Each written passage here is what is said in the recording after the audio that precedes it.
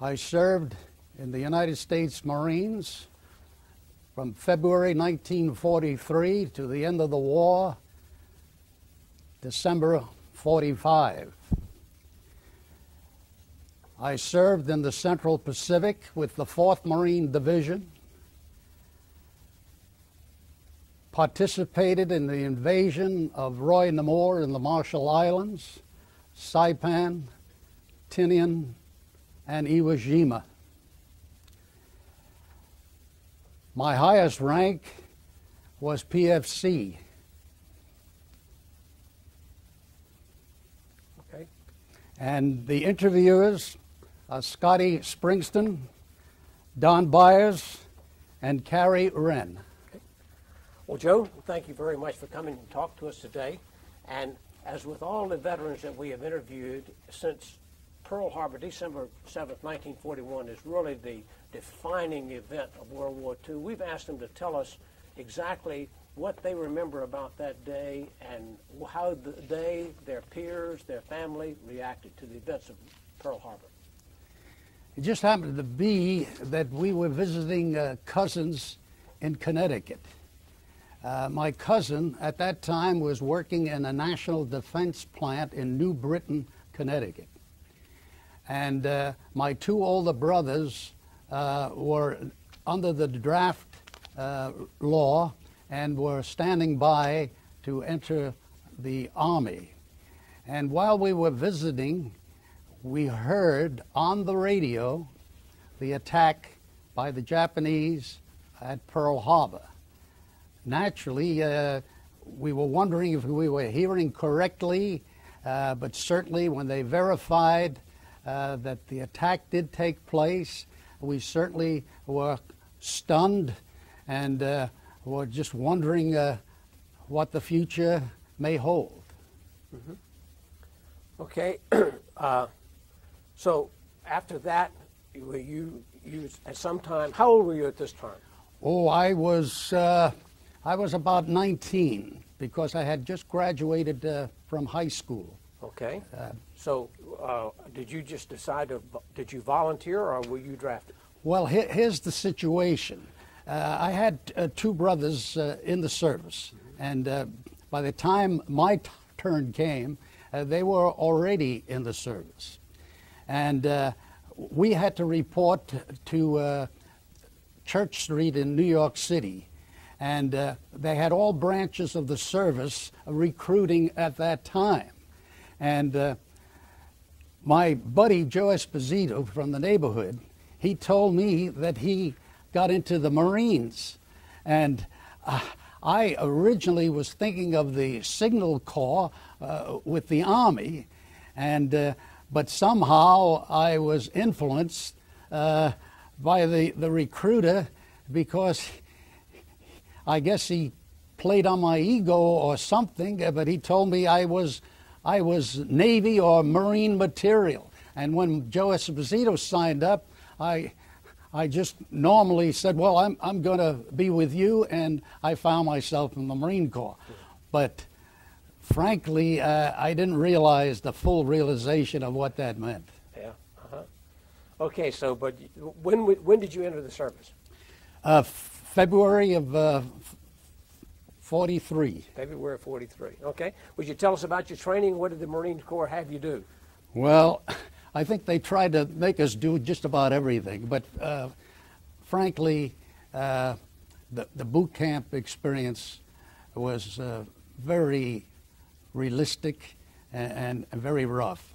And the first reaction I had was, well, why are they mistreating me this way? Because everything was on the double, and frankly, it was a question of harassment and what we thought was abuses and so on. But then we began to realize that they were trying to do their best to give us this conditioning because, frankly speaking, it was to strip us of our individuality. It was make us to realize you're a member of the team, and the team and the platoon is what counts. Mm-hmm. And then, of course, with the training, the rifle range and the discipline, and all the other things that came with it. Of course, we didn't fully appreciate, especially in the first weeks of boot camp, but then we realized that when we heard about Tarawa and the other experiences prior to our enlistment, that we realized that they were trying to do their best to make sure that we would fight and fight to survive. So where was your initial training? At Parris Island. That's where you generally get underway. Parris Island Boot Camp, Parris Island, South Carolina. Where'd you go next? Well, of course, after boot camp, and by that time when you finished, you really felt somewhat privileged, and I don't want to start sounding like the pride of the Marines, but what I mean is you knew that you were also going to go into more advanced training. So from there, we went to Camp Lejeune, North Carolina.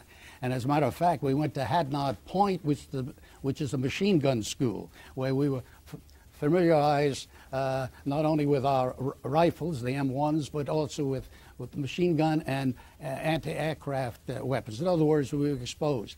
And also we had bayonet training and qualification. Mm-hmm. Well, so after Lejeune, what did you do?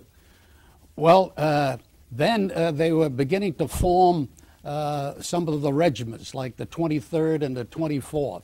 And then we shipped out by, of course, troop train to the West Coast, and we went to Camp Pendleton, Riverside, California. And there we formed the 25th Regiment, and then we activated the 4th Marine Division. That was when the 4th was activated then? That's right, on the Pacific Coast. And then we had ship-to-shore, more realistic training. We invaded San Catalina Island and some of the other offshore islands off the Pacific Coast, but very realistic ship-to-shore, where with ships firing, you know, while we assaulted the beaches in the training. I understand you made several go-arounds at that. That wasn't just one. That's right, because naturally it was a part of the training and the conditioning, and we never knew when we were really going out, and so therefore we had ship to shore on quite a few occasions.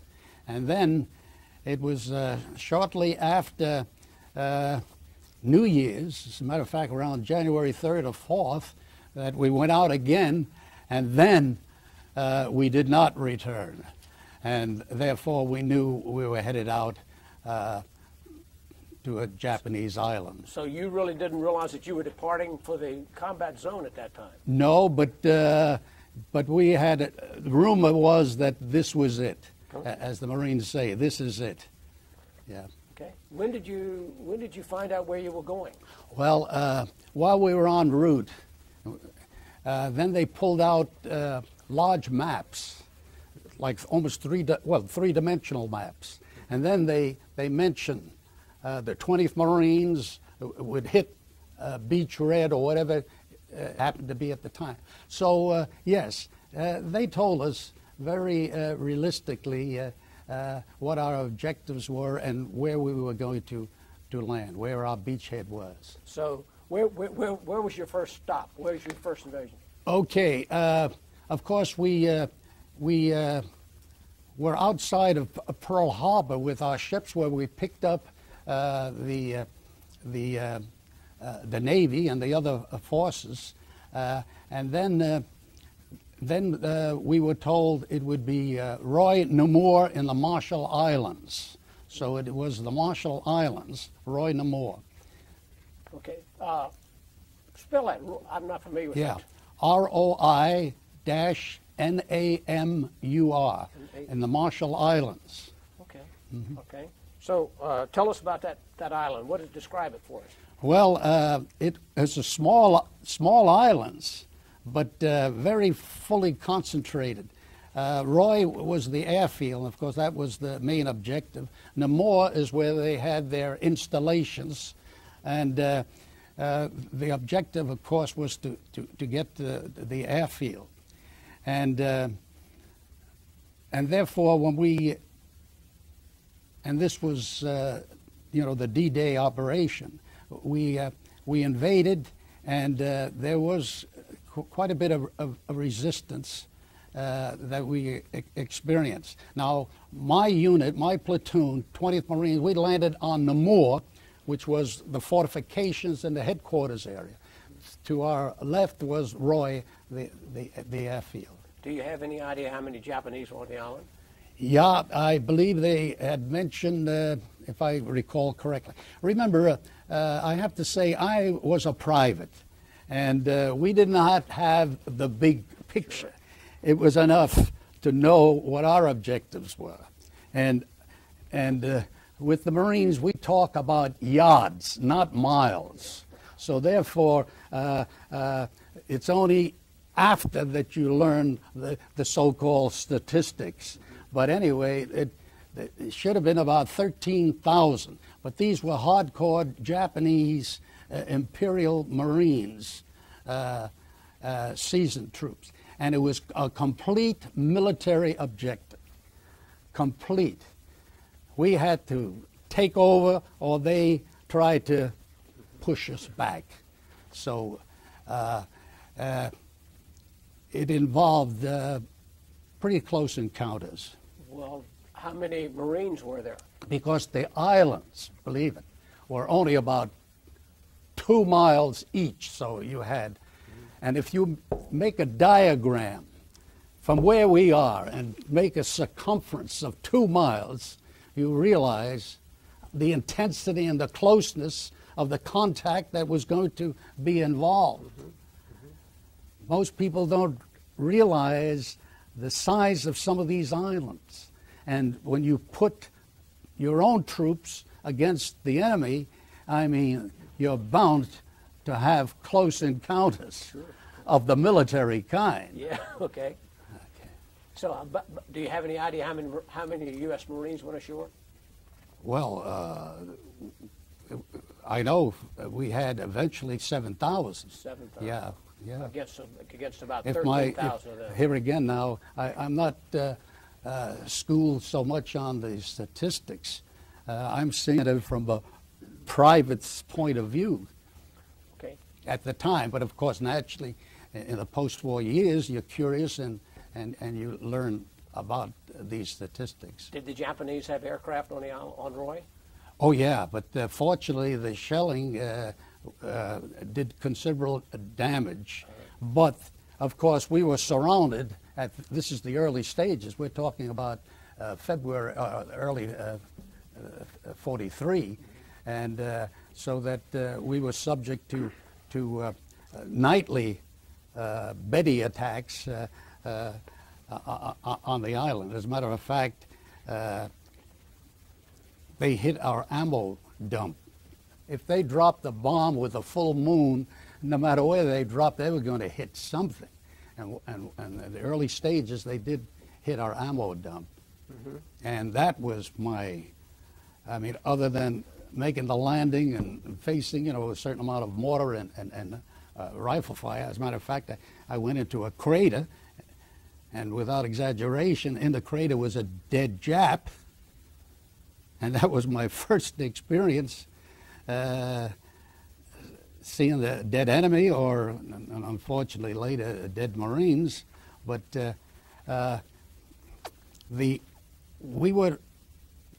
had secured Namur, and we helped out on Roy, the combat engineers, because we wanted to take over that airfield. Mm-hmm. And when they hit our ammo dump, Ken and I, we were trapped, but we dug under a bulldozer on the Namur, and the spent shells were all around us, and the fact was that we scraped and crawled hoping, fortunately, the bulldozer blade was down, so that it was like being in an empty shell with you know, the small arms being ricocheted on the side, and we had to make a choice: should we run for it, because things were really exploding around us, and we knew our tanks were up a little forward. So Kennan says, "Well, let's run for it." And fortunately, even though there was a concussion from the things that were going off, we were able to make it, and frankly, as a miracle. And I ended up with a tank group, and this is in the night, tank group. And then I was separated from my platoon. We were separated from the platoon. And then when dawn came, we were able to, even though things were still exploding at the other end of the ammo dump, we were able to go back to our unit. And as a matter of fact, we were reported missing because we didn't turn up until the morning. And I was glad to see my platoon buddies, Ozzy, Bill, and Joe, and Stan. So that was the first combat experience, and that proved the realities of war, and also the fact that something was out of your hands and out of your control. Let's back up just a little Yeah. bit. I've often wondered what a 19-year-old felt as it came time to climb over the edge of that ship and head ashore. Do you have any memories of that and then going ashore? Yeah, you know, you have a certain amount of assurance because the Navy is projecting their shells into the island. And you're wondering, you know, well, gee, you're getting a certain amount of support. But of course, you still realize when you go down the nets that, well, this is it. I mean, this is what all the training was for: the realistic, the harassment, the discipline, the training. You're young, and I wouldn't say it was too early. Later on, especially on Iwo, you develop somewhat of a fatalistic attitude. But in a way, that was helpful because, I mean, you were able to function, but you knew you were at risk. But the first encounter, yes, the adrenaline is up there. You're conscious, you don't know really what to expect. But then when you hit that beach and you realize the firing is coming in your direction, and then you realize, well, this is the reality of all the training, and this is your exposure. What equipment did you take ashore with you when you went ashore? Well, M1 rifle, of course, the bandolier ammo, of course, your light pack with one set of fresh dungarees. We call them dungarees. You call them fatigues, I guess, in the other services. And underwear and socks, and of course, first aid kit and a gas mask. Mm-hmm. Now, unfortunately, for some reason, when the LCVPs, the Atlantic, lots of times, you know, they don't go flush up on the beach, on the sand. They drop the ramp, and we had to wade in, pretty much so, on that occasion. And of course, we didn't realize that what it would involve, because you can't change. I mean, you're going to live in your dungarees for whatever the occasion, the length of the. But fortunately, or rather unfortunately, the first night it's cool. It's cool, and with wet dungarees, it's very uncomfortable. Of course, we had to dig our foxholes too, and we had what we call a two-man foxhole. Besides the night flares and the shelling, I mean, it was very uncomfortable because most of us were pretty wet. Mm-hmm. Yeah. Didn't you decide to change clothes or something? Well, yeah, but that was on another occasion. That was on Saipan. Oh. You see, you learn a lot of lessons from your first encounters. And Saipan, the same thing. We had to wade in. But this time I said, no, I'm not going to spend a night in wet clothes and miserable. And anyway, we were told to hold up. I mean, as we were on the beach, we had to hold up to know when we were going to move up. But there was a shell crater, and I decided, well, gee, I had my set of underwears and fresh dungarees in my knapsack, so therefore I decided quickly to change in this shell hole, and as I recall, you know, we have an expression, a bare-assed Marine. Well, I certainly was a bare-assed Marine then, but all of a sudden the sergeant says, move up, and there I am, stark naked in this shell hole. I know it sounds unbelievable, but this really happened, and I never dressed so quickly in all my life. So you see, you do learn even those simple things you learn from Roy and the Moore or your prior experiences. Can you reflect on that first battle now as a seasoned veteran now? Can you reflect back then and think the impact of that battle on you as a young person? That first well, you know, you use that term seasoned veteran. You know, each campaign has its unique battle characteristics. But I know what you mean in reference to the fact that you know basically what to expect. You didn't know the first time as that young Marine in the first encounter.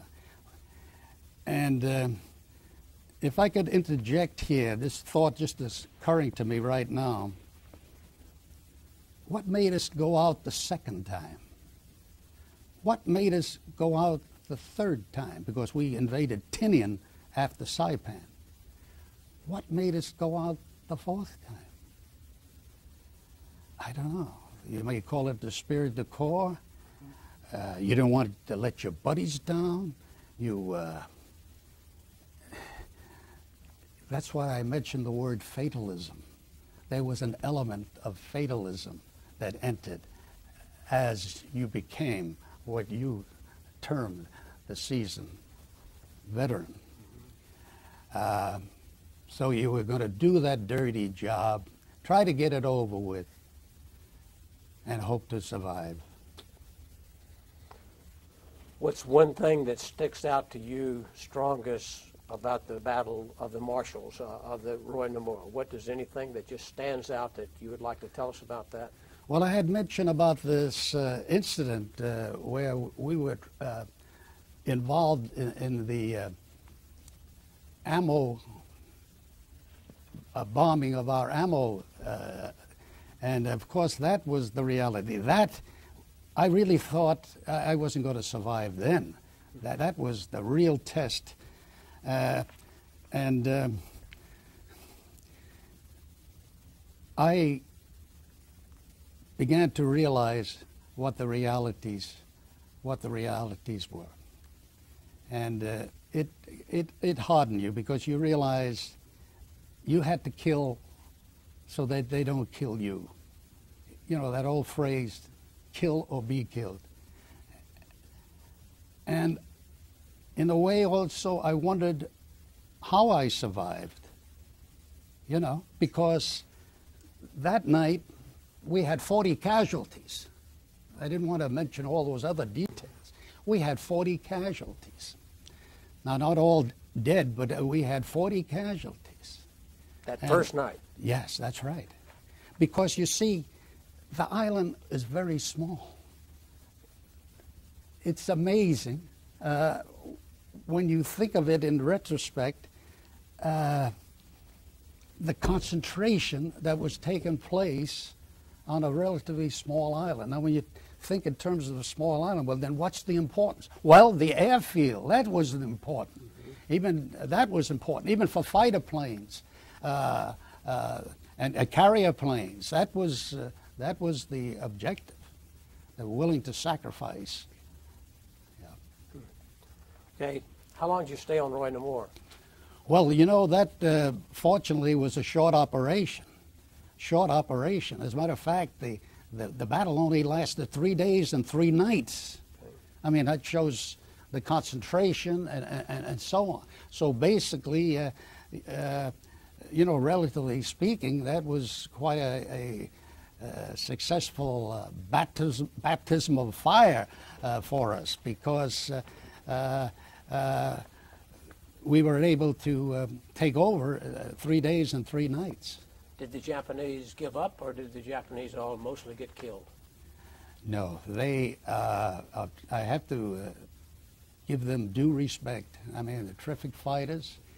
No, they didn't want to be captured. Most of them, there again, we got the exposure of their dugout positions, which we were going to learn more realistically as we moved on in the campaigns. Many of them committed suicide, harikari. They put the rifles under their chin. It was a disgrace for them to be prisoners. And I got other experiences, especially on Iwo, in reference to the few prisoners we had, where they were, and the fire was too accurate, where they were firing on their own men, because they considered it a disgrace that we had even some prisoners in the stockade along the beach, along the shores of Iwo. No, I have to commend them. I mean, they were fanatic fighters, but they fought. Okay, after Roy Namor, what did you do next? Okay. I was so happy to get off that island, as we all were, naturally. As the Army, we were relieved by the Army and the Seabees. And being a kid from Brooklyn, not that I was the platoon clown or anything, but I was so relieved to get off that island that when we passed by the Army Seabees as they came ashore, I walked around and as if I was lost, and I said, "Pardon me, Mac, which way is it to boot camp?" You know, just to get this relief out of me. But we were picked up by, my company was picked up by a merchant marine ship that had unloaded supplies and whatnot. And they claimed that they were short of food, that they didn't anticipate picking as many Marines or troops aboard. And so we had, it was bad enough on the island, we had C rations and K rations, but aboard ship, believe it or not, we had only soup and sandwiches, because they claim they didn't have the provisions. But I noticed, now there's one thing, if I could say, about the Marine Corps. They train you well, but they also train you how to take care of yourself. I'm not saying they teach us to cheat and to steal, but they teach us to survive, not only in the training, but in all occasions called for, you know. And I noticed on the bridge, the crew, and I was so starved and whatnot, really. I noticed on the bridge that the smells and the food smelled good. And because of the bombing, I lost my sea bag too. And the Navy gave me blue denims or blue dungarees. So when I was on the ship, it was like I was part of the crew because I didn't have Marine dungarees. I had a Navy blues fatigues. And so I went up there and I sat down, and believe it or not, I was able to have a meal on the bridge of the ship. And I went down below and I said, oh God, this is great. And then I risked it. Then I went up again for dinner.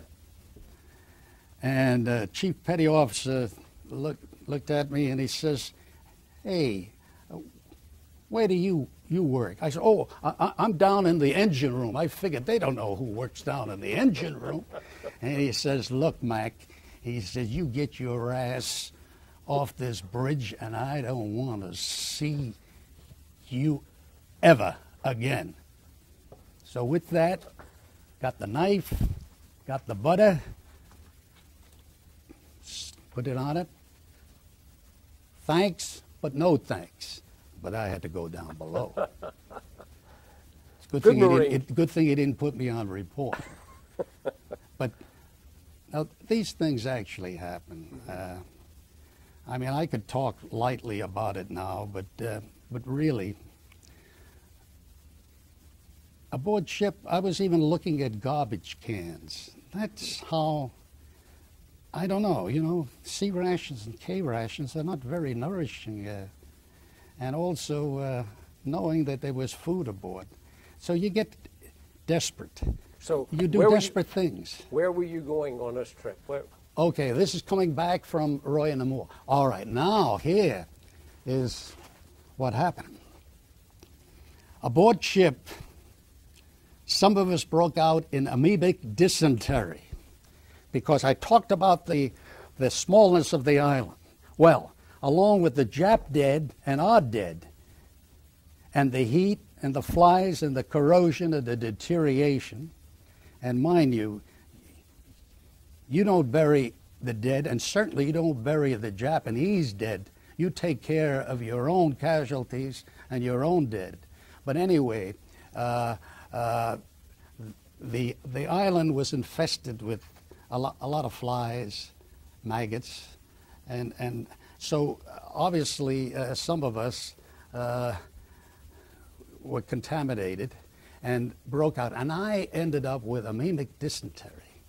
And that's the most painful, humiliating type of agony that you really could go through. I mean, you're in pain, you're void, you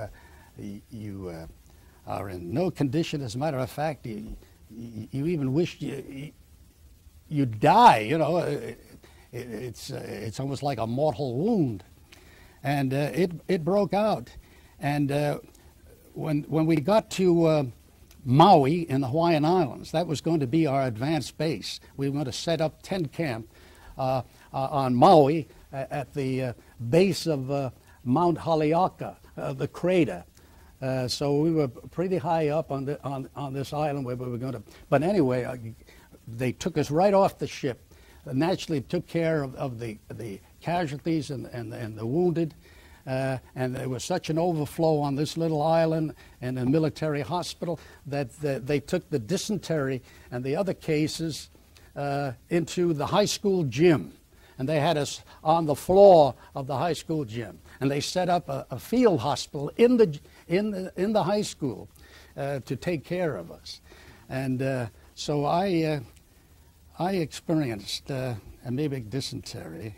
And even today, I don't like any jokes that deal with the stomach or elimination or anything of that type because it's no laughing matter, no laughing matter.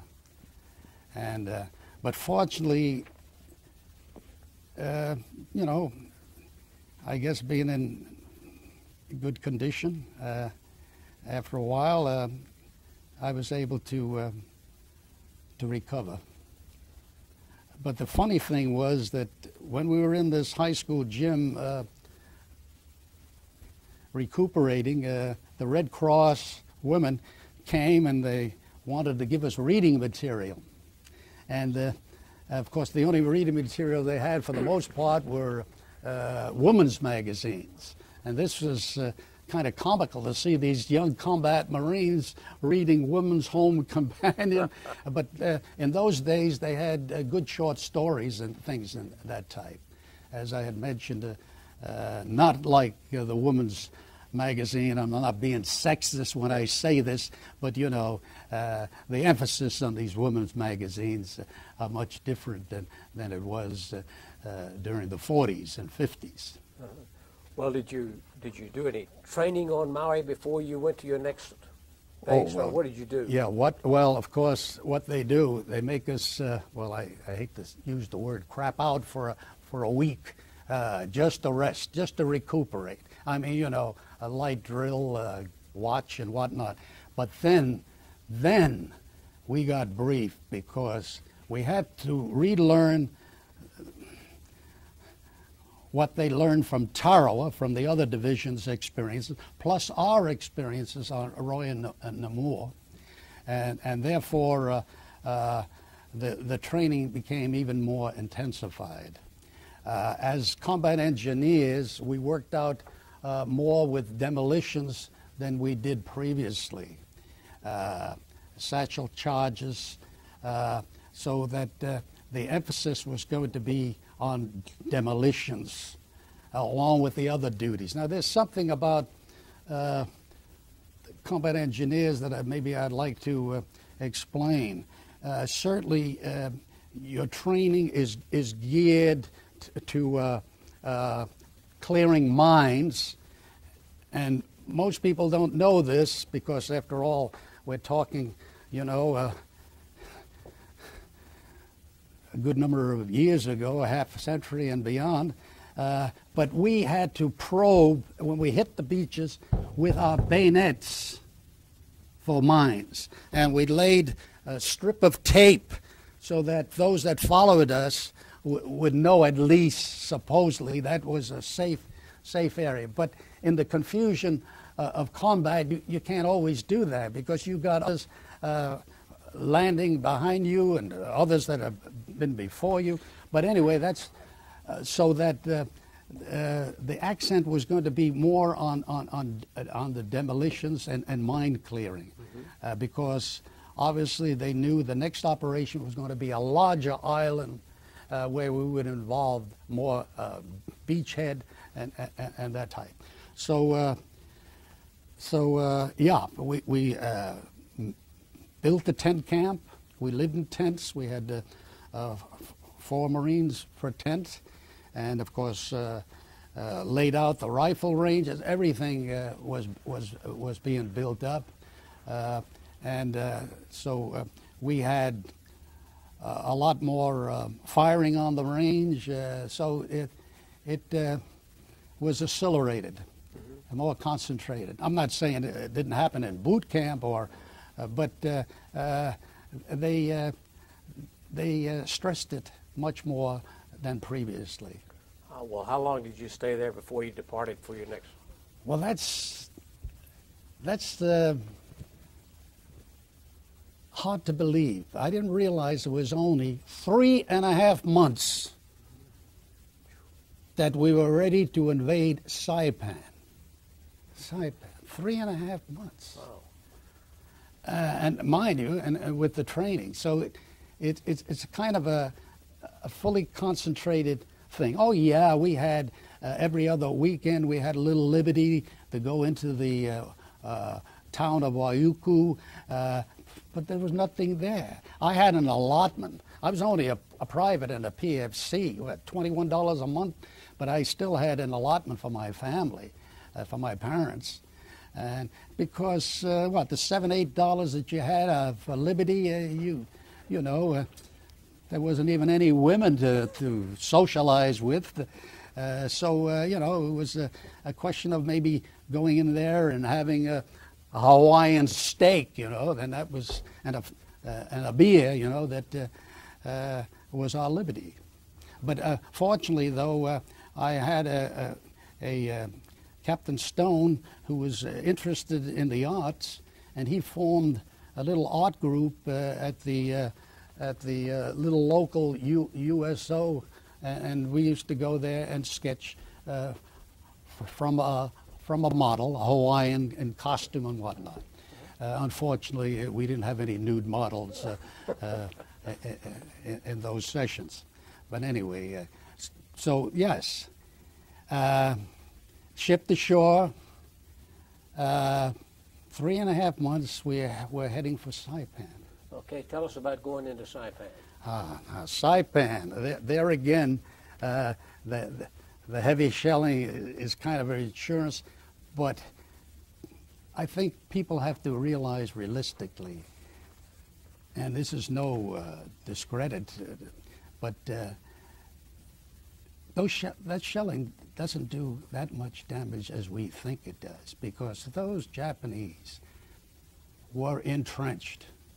And of course, this is a big island too. The shelling, of course, naturally is mostly along the beaches and a couple miles beyond, because naturally they want to ensure the security of the landing of the Marines.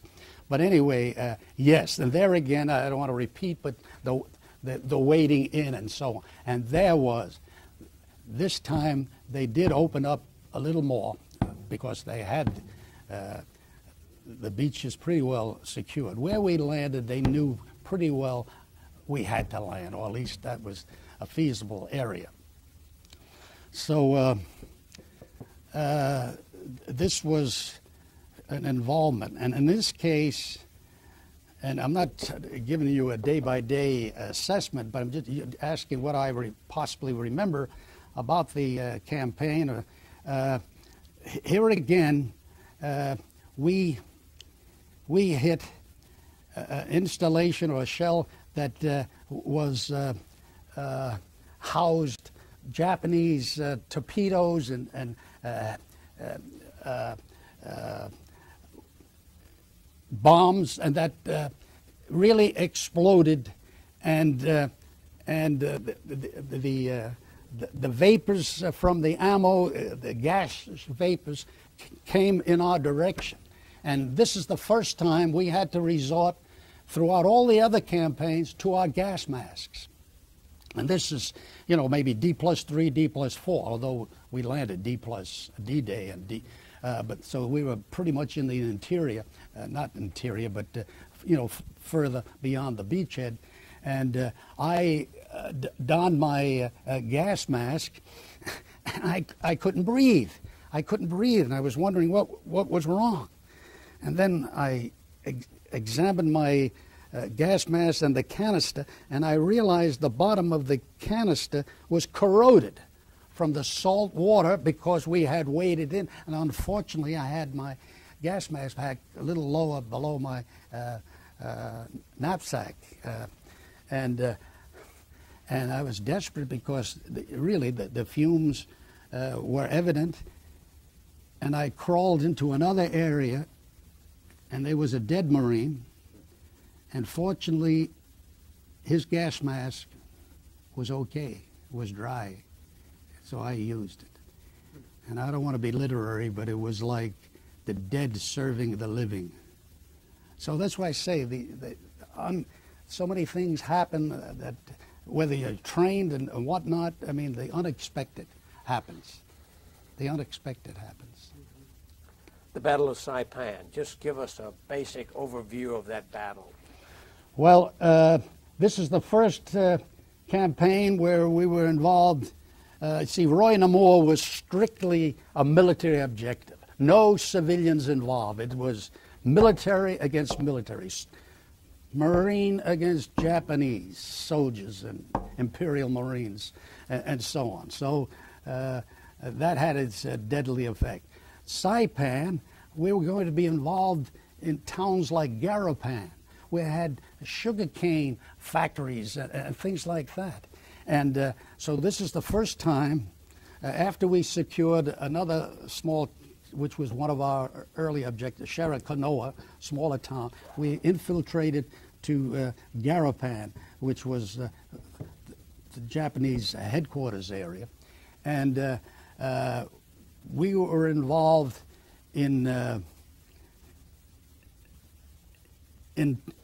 town fighting, and this was involved in the first initials of what you would call street fighting. But anyway, the point I want to make too is one night in the town of Garapan, while the campaign was still going on, we cleared some debris in the town, and as you know, when you reach a certain point before darkness, you pull back because you hope that at least you know what's ahead of you, the 25 yards. You don't stop exactly where you are because you don't know. So you have to pull back, set up your perimeter, and hopefully thinking that you know what's ahead of you. And when we were setting up, we were fired upon, and Joe DaCosta and we fired back into the area, of course, in the darkness. And there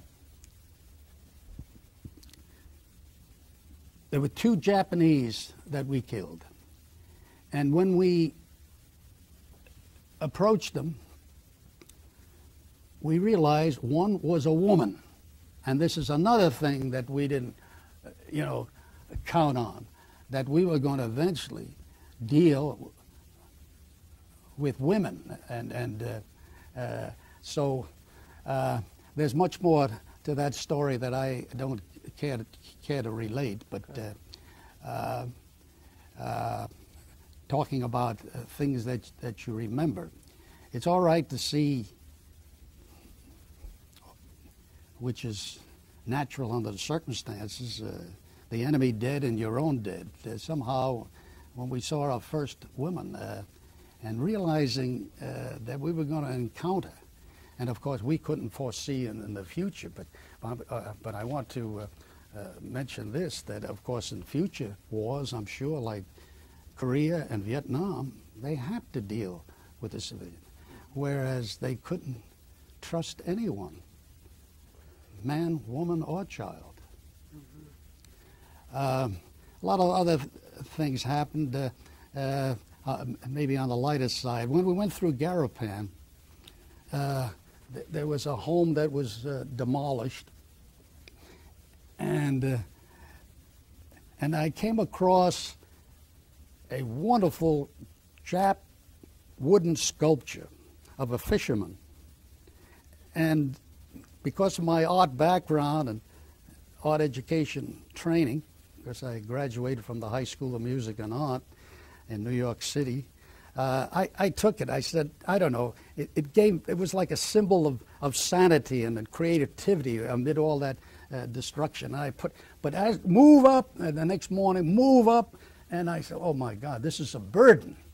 So I said, well, I'm going to put it in this hole here, and maybe on the way back, I'll pick it up.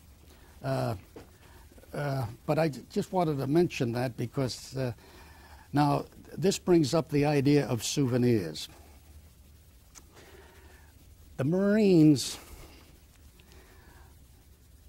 many of them like to collect souvenirs. Bloody Jap flags, Samari swords, Jap pistols, whatever. But we were also not only told, but we had incidents where they would booby-trap their dead. They knew that some would search for souvenirs and so on. But I never went for that, not even during the campaigns. As a matter of fact, if you were to visit my home, you wouldn't even know that I was in the Marine Corps. You don't see anything in my house, not even my honorable discharge papers and other things. Yeah, I have some photos, albums, and so on. But I mean, in terms of, not that I was ashamed of what I did, no. The point is that I didn't have that kind of interest or mentality to pursue things like that. But my friend Joe Esposito on Saipan, his platoon, and we worked side by side, his platoon came back with quite a few souvenirs, and he had it. But here's the situation, and I don't want to discredit anybody, but I have to tell the truth. As we were relieved and we went back to the beachhead, from one of the ships, a Jeep pulled up with a Navy officer. And he had in his Jeep hot bread, beans, and a lot of hot food. Mind you, we were still on sea rations. Okay, gyrenes, take out your Jap pieces. You know, we're going to exchange and barter. And Joe Esposito, and they were hungry as all hell. And he gave up some of his souvenirs. And he had loaves of bread and so on. And then he came to me because we were relieved at the same time, his platoon and being a neighborhood buddy, Joe came to me and he said, here, I want to share this with you. I says, Joe, even though I could have eaten the whole loaf myself, I says, Joe, I says, your platoon earned it. I says, I appreciate the idea that you thought of it. I says, but please share it with your platoon. Now, I hate to say this, but I don't know. I hope that Navy officer survived the war, and maybe he's got these Japanese souvenirs in his den, and I hope so. But I just hope he doesn't tell false stories about how he obtained them.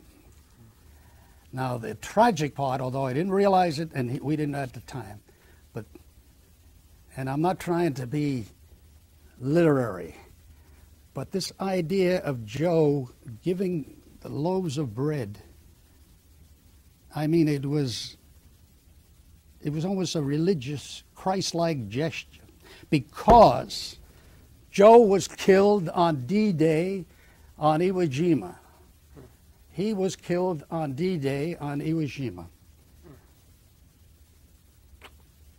Well, it must have been something. You went to another nearby island right after that, right? Yes. Here again now, Saipan, if I remember correctly, is about 13.5 miles long. Tinian was the next island, only 2.5 miles separated from Saipan. Now, here again, when we talk in terms of time elements, you know, some people say, well, gee, it only took 36 days to take over Saipan, but they don't realize it's 36 days and 36 nights, and it's constant. It's constant. There's no real let-up, whether you have the 14th artillery, the howitzers, whatever. I mean, they're moving up to when the tanks come ashore, and we have light tanks. We don't have these heavy, sophisticated. We have these light Sherman tanks. We're moving constantly on it. But anyway, we didn't realize we had to invade Tinian too. But since the Saipan operation was secured, we call it secured, then we realized they needed Tinian, because Tinian was more of a rectangular type island and had a longer airfield. And then, for the first time, we were able to set up 155 howitzers at the northern tip of Saipan and shell Tinian. We didn't have to use, of course, we had also naval support, but I mean, this was the first time that type of operation took place. Now, Tinian knew what was happening on Saipan. They were ready for us, and they knew they had to fight to the death. So Tinian, even though it didn't get much exposure in history, I mean, that was a very terrific campaign. And and fortunately, we did get Tinian. As you know, later, when we built the airfield, that's where our B-29s were able to take off to bomb Japan. Well, what aircraft came into Tinian other than the B-29s? Did the Marine Corps put? Oh no, that's much later. Much later. Oh no. At the time of the campaign, no, it was just fighter planes and no. Okay. Aircraft. No, we didn't have any heavy aircraft. Well, when you went from Saipan to Tinian, did you just use landing craft to move over there? Or That's what? right. Yeah. Just use landing craft. Right. That's right. Yeah. Okay. Let's take a break and then we'll get a change tape. All right. Okay. Okay.